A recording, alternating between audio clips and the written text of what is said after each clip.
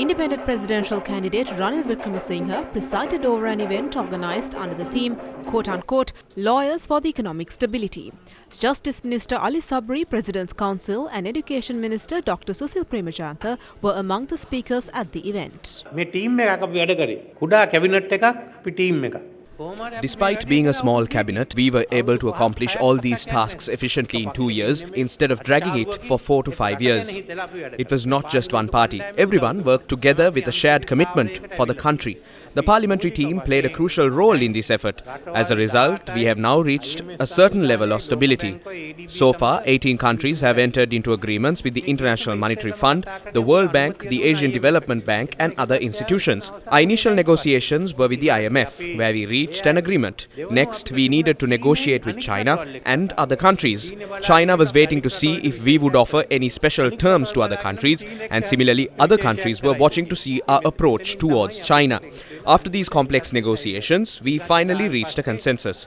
Concurrently, the authority for everyone to act on behalf of the International Monetary Fund has expired. Next year, we must generate an income of 5 trillion rupees and work accordingly. This agreement can be compromised when political promises are made to provide services for free or to reduce taxes. If this happens, alternative funding sources must be found. For example, if VAT is reduced, income tax may need to be increased. The target of raising 5 trillion rupees remains fixed, but the methods to achieve this target can be adjusted. However, we must remain committed to this goal. What happens if we fail to meet the target? Some suggest that we can renegotiate with the IMF. However, since the IMF no longer has authority in this matter, such discussions would not be effective. Instead, we would have to negotiate separately with each of these 18 countries and 3 organizations, which is not an easy task.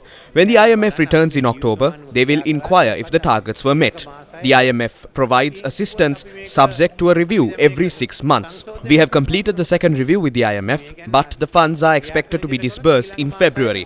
Before this, the review must be completed and approval obtained for the funds. If we decide to revise the current agreement, all aid will be halted until a new agreement is reached. This would mean further delays and challenges starting in February as we navigate the complexities and renegotiation.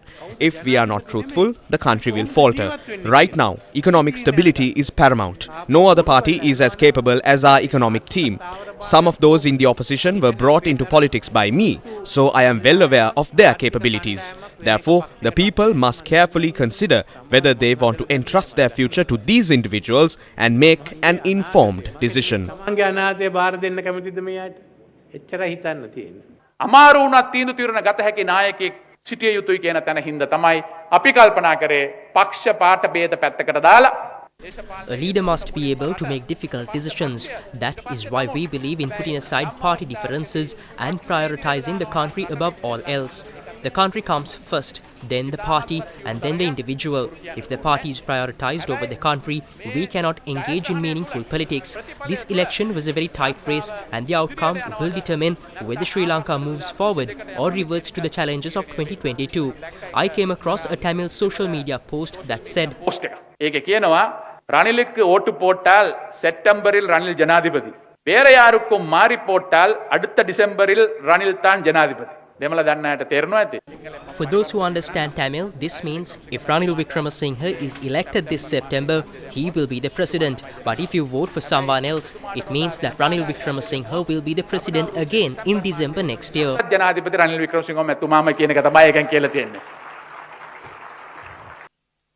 මේ උපදෙස් අරගෙන රටක් පාලනය කරන්න පුළුවන් වෙලාවක් නෙවෙයි. This is not the time to govern a country by merely following instructions. True leadership requires a combination of experience, maturity and knowledge to make sound decisions. This is what the president has demonstrated and how we have been guided. Leadership is not about avoiding challenges, it is about accepting and overcoming them. Ranil Wickremesinghe has taken on this responsibility. Friends, I say very clearly that he is the one who will lead our country for the next 5 years.